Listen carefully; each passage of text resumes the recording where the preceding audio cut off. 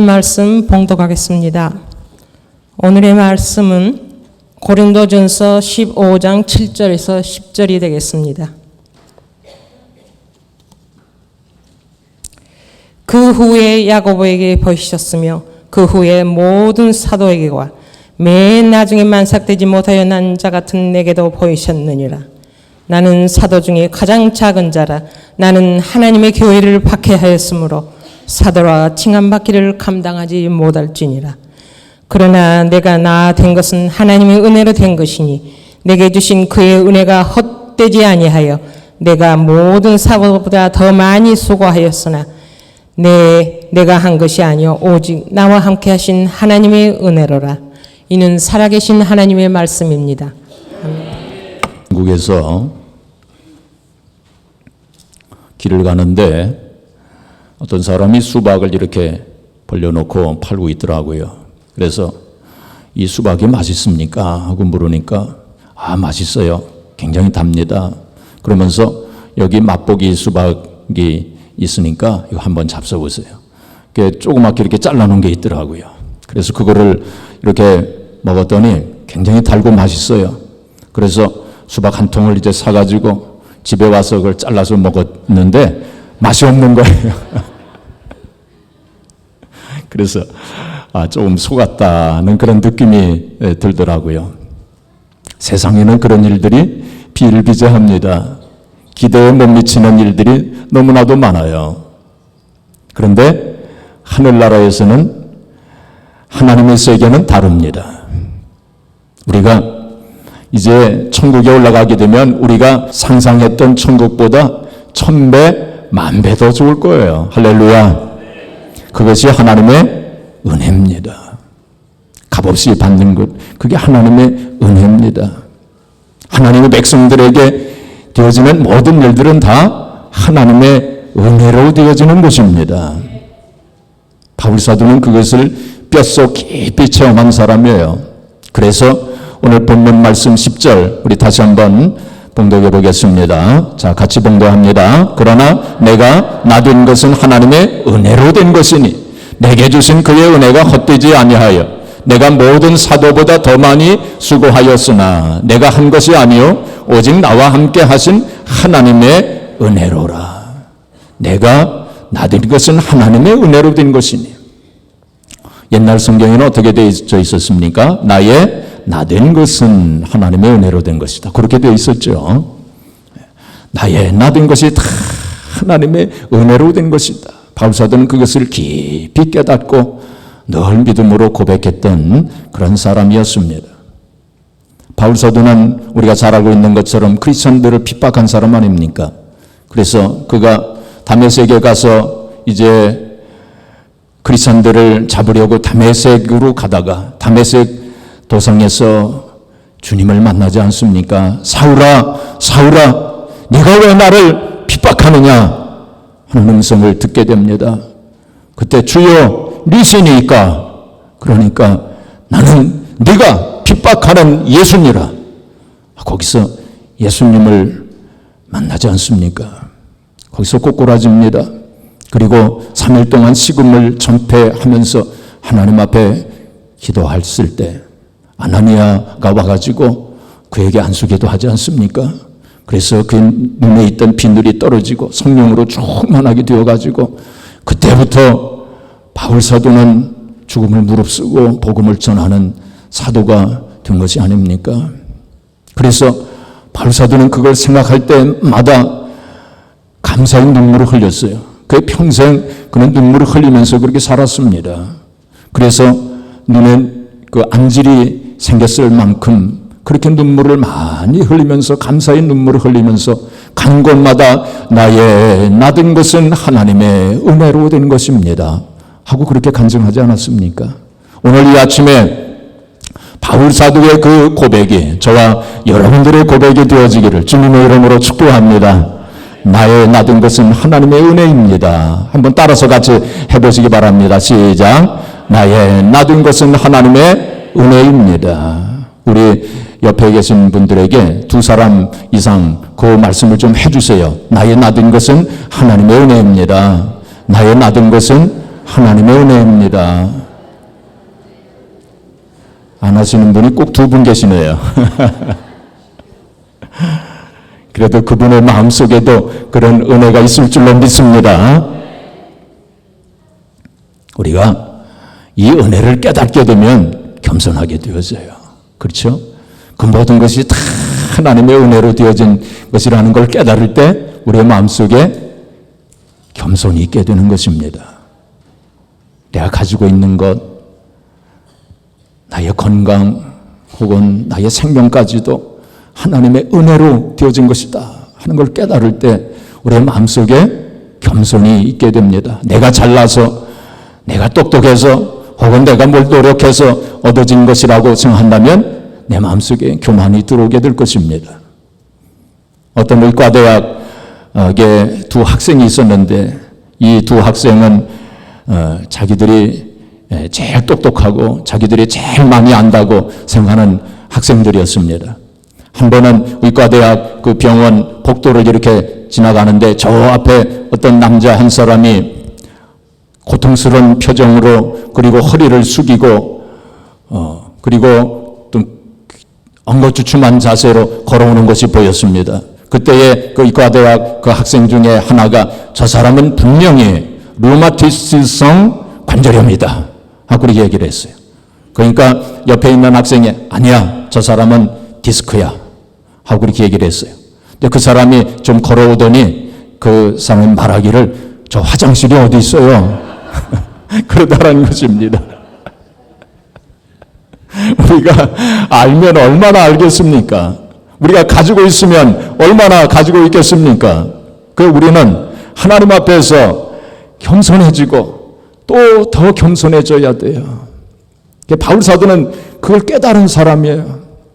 모든 것이 하나님의 은혜로 되어진 것이라고 하는 것을 깨달은 사람이에요. 그래서 오늘 본문에도 보시면은 8절에 보시면 맨 나중에 만삭되지 못하여 난 자라고 그렇게 표현했어요. 만삭되지 못하여 난 자 같은 나라고 그렇게 표현했습니다.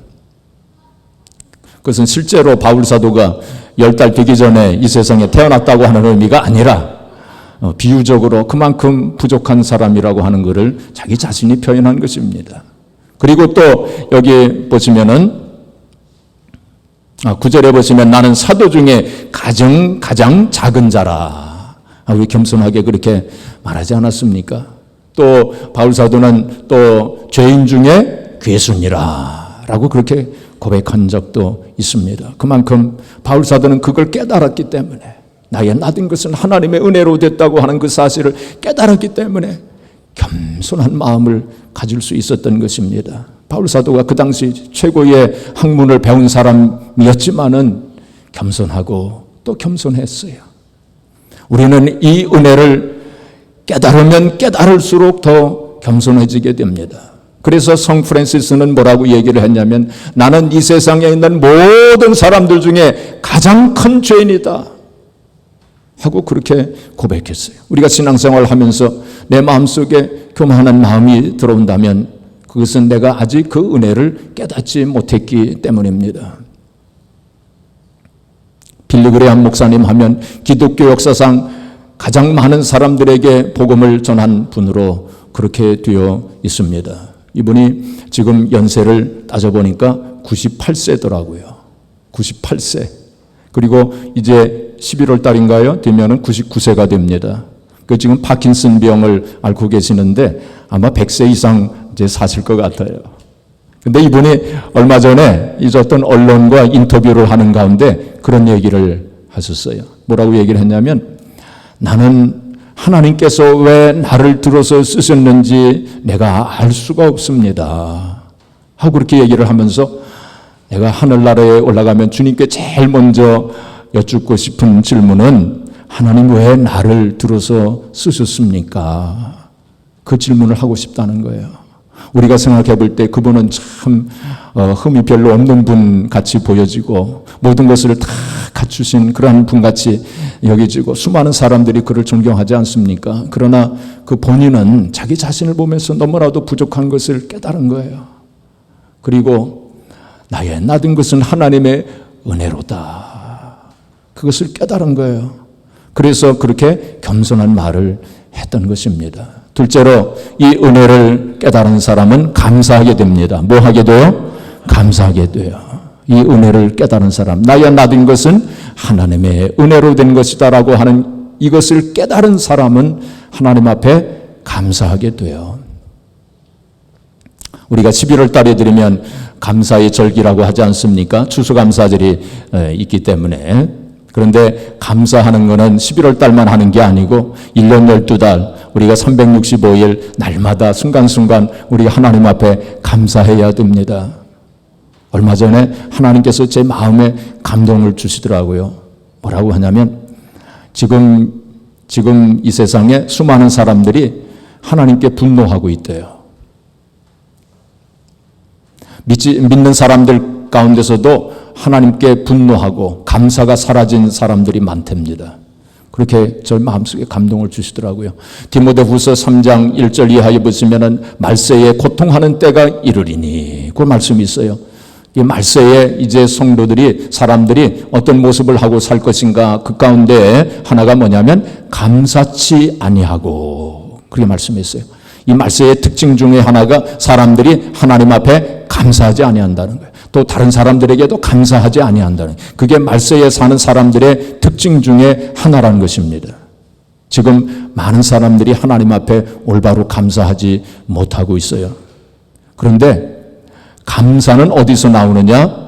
나의 나된 것은 하나님의 은혜로 된 것입니다 하고 고백할 때 그때 마음속에 감사가 나오는 거예요. 그러한 믿음의 고백이 없이는 진짜 순수한 감사가 나올 수가 없는 것입니다. 여러분, 우리 크리스찬들은 세상 사람들과는 다른 원리와 방식으로 살아가는 사람들 아닙니까?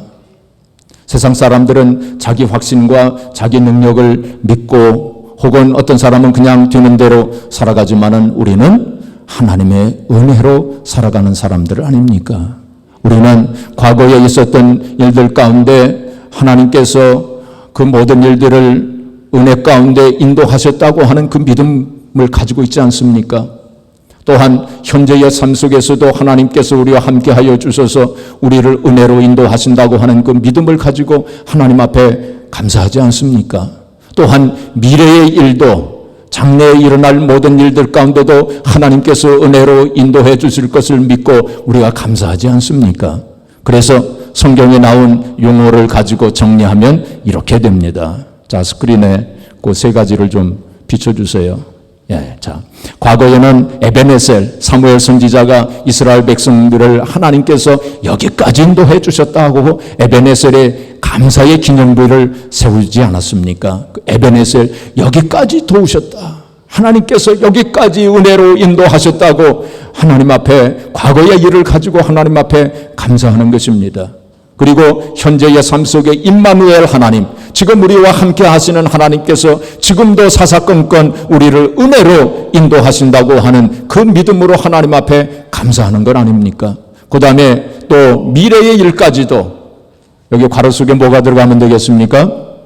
여호와 일에 맞습니다. 여호와 일에 하나님께서 준비하신다. 하나님께서 예배하신다. 과거의 일, 현재의 일뿐만이 아니라 미래의 일까지도 하나님께서 모든 것을 다 예배하시고 준비해 주실 것을 우리가 믿기 때문에 우리는 미래의 모든 것도 다 맡겨놓고 하나님 앞에 또 감사하면서 살 수 있게 되는 것입니다. 그래서 우리는 과거, 현재, 미래에 대해서 우리는 늘 감사하면서 그렇게 사는 것이고 더 나아가서는 우리의 고통과 아픔까지도 하나님 앞에 감사할 수 있어야 돼요. 우리의 고통과 고난과 환난과 아픔과 상처까지도 우리는 하나님 앞에 감사하면서 살 수 있어야 됩니다. 제가 존경하는 목사님 가운데 한 분이 이중표 목사님, 한신교회 이중표 목사님이십니다. 이번 몇 년 전에 돌아가셨는데 이분이 그의 이제 책을 보니까 이런 구절을 고백하셨더라고요. 아버지는 술을 많이 드시고 가정을 돌보지 않았습니다. 이 목사님의 아버지가 아마 술을 많이 드신 모양이에요. 그리고 가정을 돌보지 않았던 모양이에요.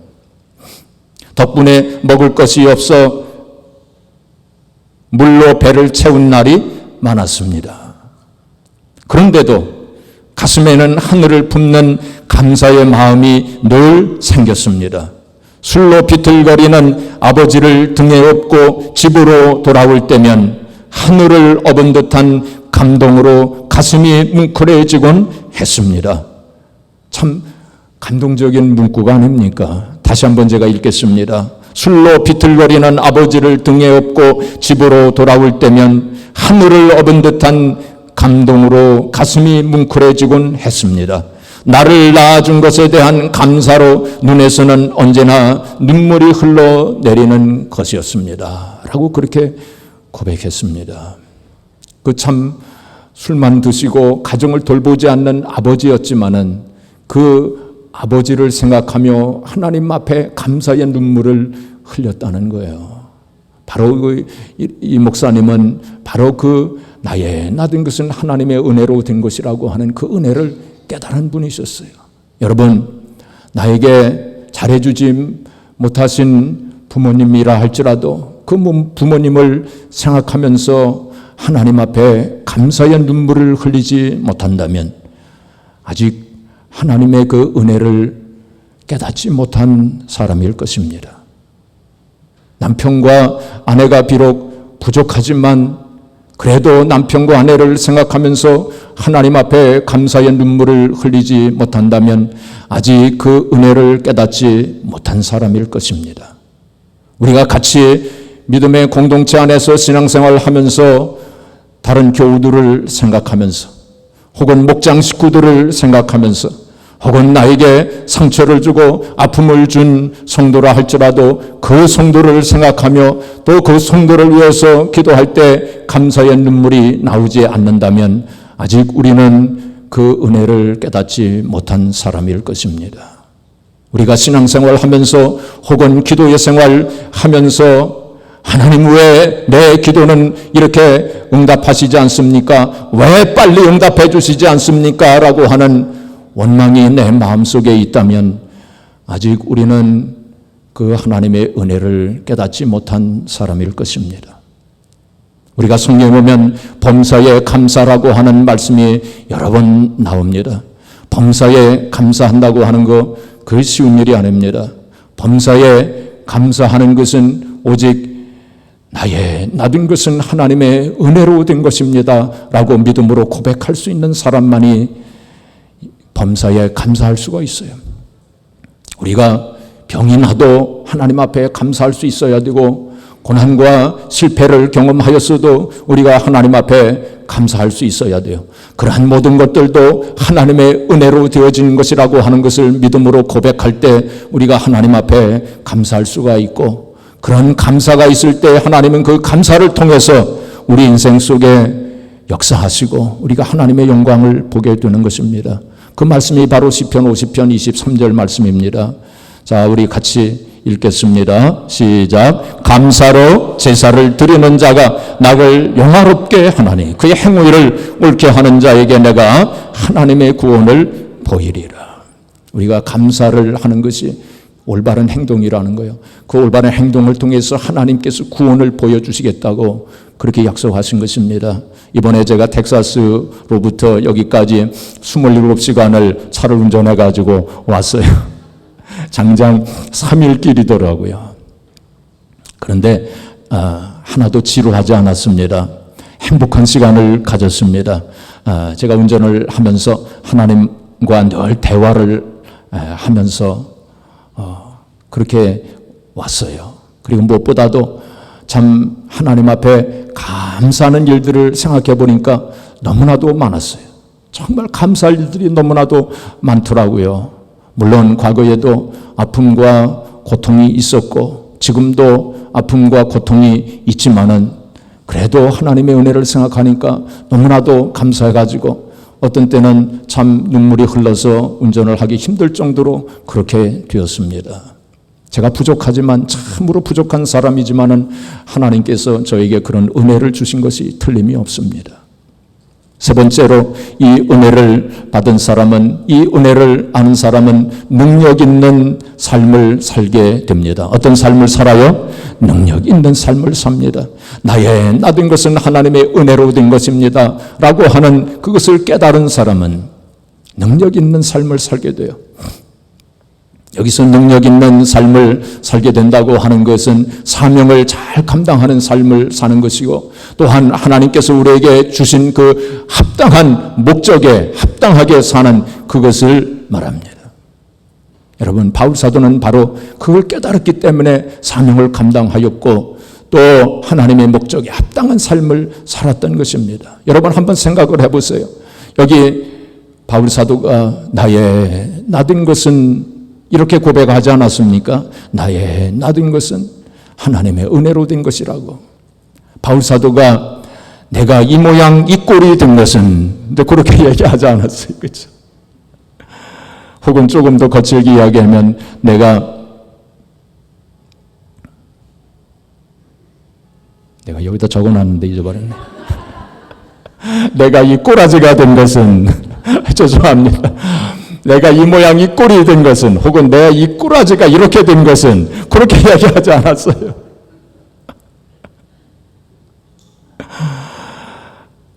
내가 나의 나된 것은, 이제 그렇게 고백을 한 것은 무슨 뜻입니까? 마치 올림픽에서 금메달을 딴 사람이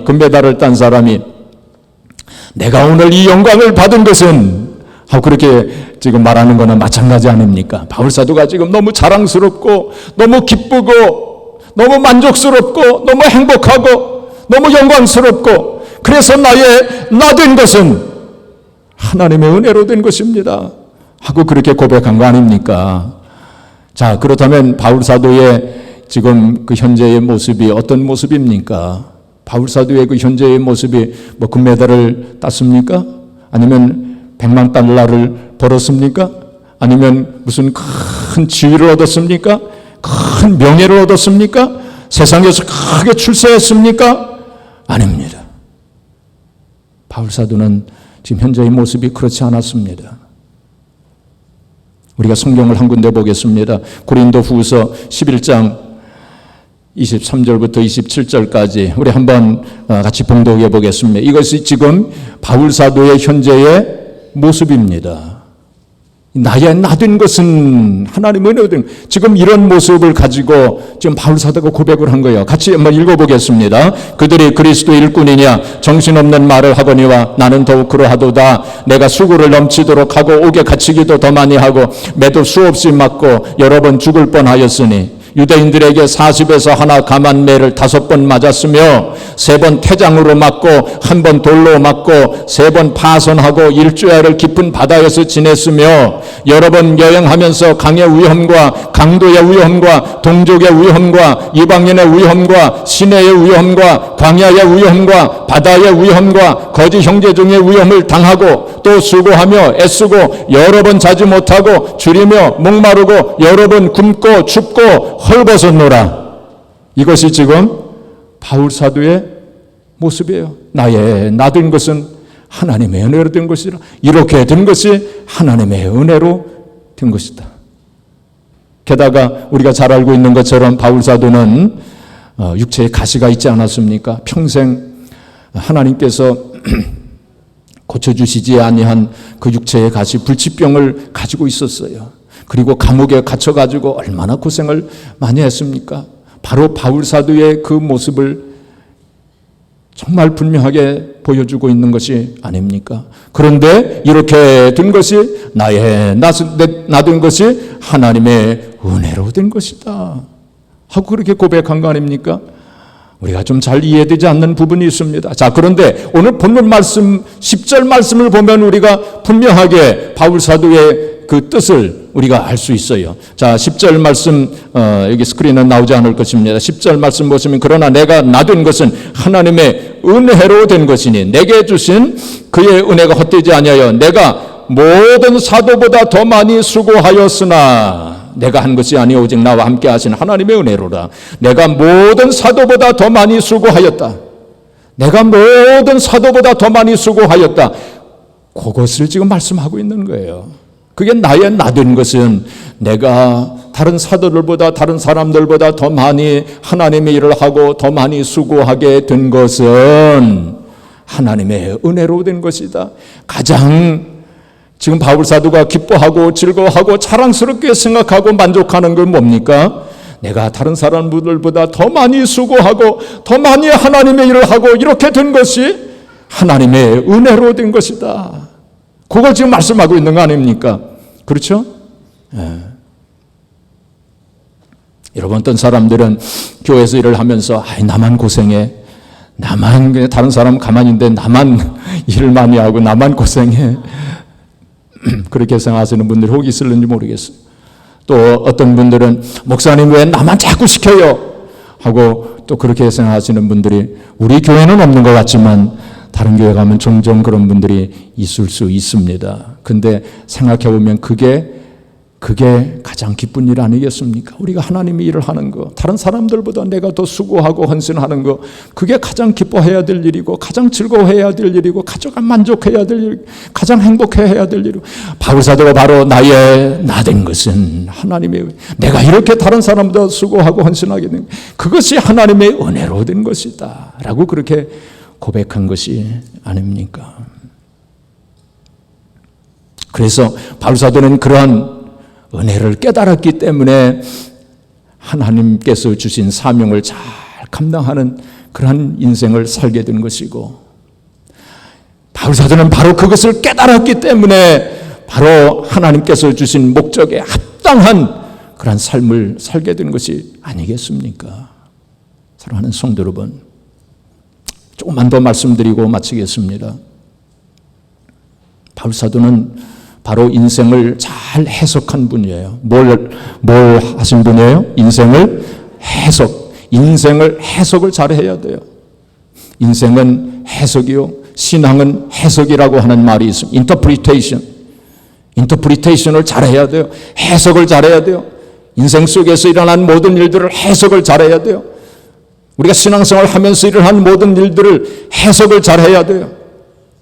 많은 사람들은 해석을 잘못합니다. 믿지 아니하는 사람들은 어떤 고난과 고통과 아픔이 있을 때 그 해석을 어떻게 합니까? 슬픔으로 해석합니다. 그렇죠? 그래서 낙심과 좌절하고 절망합니다. 자, 그런데 그것은 바로 세상적인 관점에서 혹은 세상적인 가치관을 가지고 해석하기 때문에 그런 결론에 도달하는 것입니다. 그러나 우리 하나님 백성들은 영적인 관점에서 해석해야 돼요. 하나님의 관점에서 모든 것을 해석해야 됩니다. 그래서 고난과 아픔과 고통도 우리가 영적인 관점에서 해석하게 되면 그것이 바로 하나님의 은혜로 해석할 수 있고 축복의 통로로 해석할 수 있게 되는 것입니다. 제가 그 전에 오프라 윈프리에 대한 이야기를 이제 한 적이 있지만, 이 오프라 윈프리는 미국에서 토크쇼의 여왕이라고 불려지는 사람 아닙니까? 이 사람이 한 번은 깜짝 쇼를 했어요. 사람들에게 이 전국에 광고를 했습니다. 뭐라고 광고를 했냐면, 새 차가 필요한 사람들은, 새 자동차가 필요한 사람들은 그 사연을 써가지고 제출하라고 그랬어요. 많은 사람들이 나는 이러이러한 이유로 새 차가 꼭 필요합니다 하면서 다 사연을 많은 사람들이 적어 보냈어요. 그 가운데서 이제 276명을 이제 추려가지고 방송국으로 초청을 했습니다. 이 276명이 이제 방송국으로 왔어요.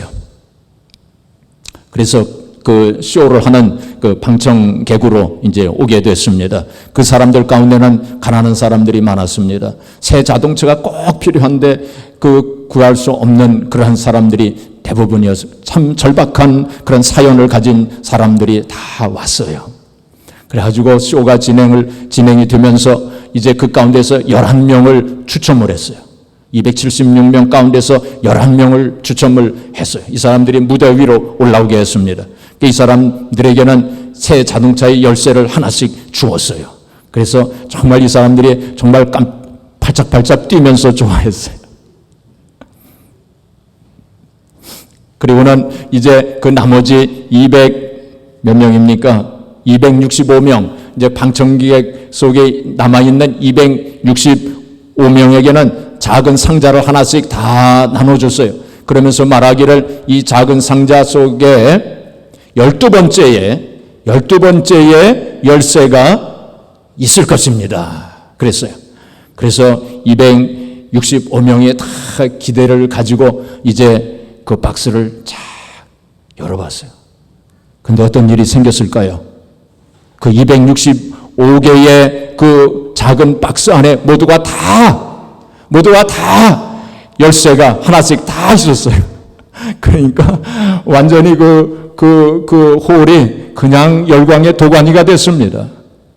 276명이 다 하나씩 3만 불짜리 GM에서 나온 폰티액 그 자동차를 하나씩 다 받은 거예요. 이렇게 오프라 윈프리는 나눌 줄 아는 사람이었어요. 자기의 사비를 털어가지고 그렇게 한 것입니다. 그러나 그의 과거는 불행했어요. 그는 작은 시골 마을에서 사생아로 태어나 어린 시절 엄한 할아버지 할머니 슬하에서 자랐습니다. 그녀의 어머니는 파출부 일을 하였고 9살 때 삼촌에게 처음 성폭행을 당한 뒤로 몇 명의 친척들과 주변인들에게 성폭행을 당했으며 14살의 나이에 아이를 낳기까지 했습니다. 아이는 몇 개월 만에 죽었고 그녀는 마약을 하기도 했고 비만으로 고통을 당하기도 하였습니다. 그러나 그녀는 이 모든 악조건을 극복하고 미국을 움직이는 가장 영향력 있는 100명 중 1위로 선정되기도 했습니다. 그는 하나님의 은혜를 깨달았어요. 그래서 자기의 고난과 그 고통을 해석을 했어요. 잘 해석을 했어요. 그래서 그는 이것이 사명이다라고 하는 제목으로 자서전을 썼는데 거기에 뭐라고 이제 썼느냐 하면은 첫째, 남보다 더 가졌다고 하는 것은 축복이 아니라 사명이다. 그랬어요. 굉장히 중요한 말입니다. 내가 남보다 더 가졌다고 하는 것은 그것이 물질이든지 어떤 건강이라든지 시간이라든지 혹은 달란트라든지 그것은 축복이 아니라 사명이다. 사명이라는 거예요. 그 다음에 남보다 아파하는 것이 있다면 그것은 고통이 아니라 사명이다 그랬어요. 내게 아픔이 있었다면 그것이 고통이 아니라 그것도 사명이라는 거예요. 뭔가 그걸 가지고 하나님의 일을 해야 되고 다른 사람을 섬기는 일을 해야 된다는 거예요. 셋째로 남보다 설레는 꿈이 있다면 그것은 망상이 아니라 사명이다 그랬어요. 넷째로 남보다 부담되는 것이 어떤 것이 있다면 그것은 사명이다 라고 말했습니다. 오프라 윈프리의 인생을 보게 된다면 정말로 좌절할 수밖에 없었고 낙심 절망할 수밖에 없었던 인생이었지만은 그는 자기의 그 고통과 슬픔과 고난을 잘 해석했어요. 하나님의 은혜로 해석했습니다. 그래서 그것을 극복했을 뿐만이 아니라 사명을 감당하는 그런 계기로 삼았고 많은 사람들에게 소망을 주는 사람이 되었습니다. 여러분, 우리가 하나님의 은혜를 깨닫지 못하면 고생은 고생으로 끝나버리고 맙니다. 고난은 고난으로 끝나버리고 맙니다. 불행한 사건은 불행한 사건으로 끝나버리고 말 것입니다. 그러나 그 가운데서 하나님의 은혜를 깨닫게 되어지고 우리가 그것을 하나님의 관점에서 영적인 관점에서 우리가 잘 해석하게 되어지면 그것을 승화시킬 수 있어요. 오히려 우리가 하나님 앞에 영광을 돌리는 계기가 되어질 수 있고 다른 사람들에게 또 은혜를 베풀 수 있고 또 축복의 계기로 작용할 수 있게 되어지는 것입니다. 사랑하는 성도 여러분, 과거에 여러분들의 인생 속에 있었던 여러 가지 일들을 재해석하세요. 리인터프리테이션 하세요. 하나님의 관점에서 하나님의 말씀으로 잘 해석을 하세요. 하나님의 은혜로 해석을 하세요. 현재에 있는 고통과 슬픔과 아픔도 그것을 잘 해석을 하세요. 그리고 이제 과거에 있었던 일, 현재, 미래에 대해서 우리가 나된 것은 하나님의 은혜로 된 것이다 하는 것을 믿고 고백함으로 그러한 믿음의 삶 속에서 참 겸손한 성도, 그리고 참 감사가 나오는 성도, 그리고 참 능력 있는 성도의 삶을 사시기를 주님의 이름으로 축복합니다.